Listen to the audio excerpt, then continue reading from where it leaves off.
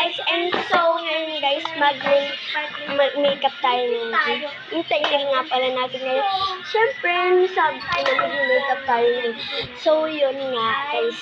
And dalawa lang naman kailangan natin dito. And so guys, ay ano lang siya guys. Ano ba yun? Dalawa lang ang kailangan natin dito na makeup. So may part 2 to guys. Kung hindi a-upload tong video na to, sana pala nag-video na lang ako sa totoo para makita nyo na lang guys.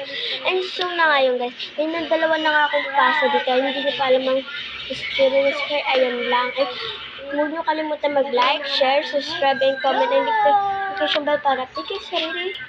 So, Gwen, ayan na nga guys, and ayan na nga, yung gagamitin natin, Simply Pretty Avon. So, yun guys, dalawa lang gagamitin natin, and so, tukwintuin ko na lang kayo habang makeup ko. Ayan siya guys, super excited, ayan!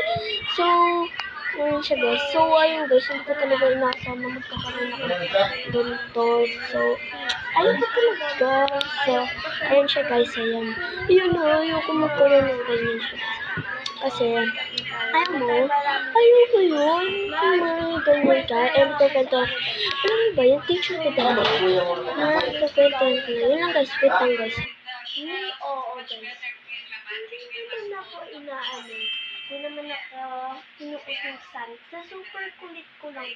Sa sobrang hyper ko. Kasi natutuwa ako sa ano lang yan. Nasa 3 days na, mga 5 days na ako nasa school. Masaya ako na naging nadami ako. Mga friends ulit doon. And so guys, yung time na yun, hindi ako inuutusan ng teachers ko, and hindi na pansinin doon.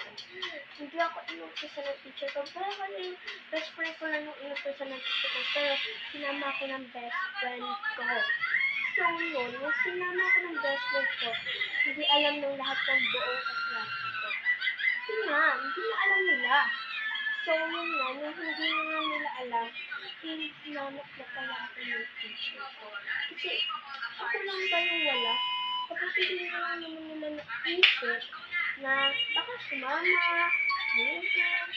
So, nung time na nakita ko ng kaklase ko, doon na ako sigawan ng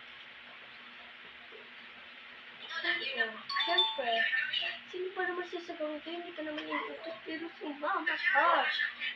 Ano ba yun? Ba't ka sumasama na hindi ka nag-inutusan ko? Uy! So, iba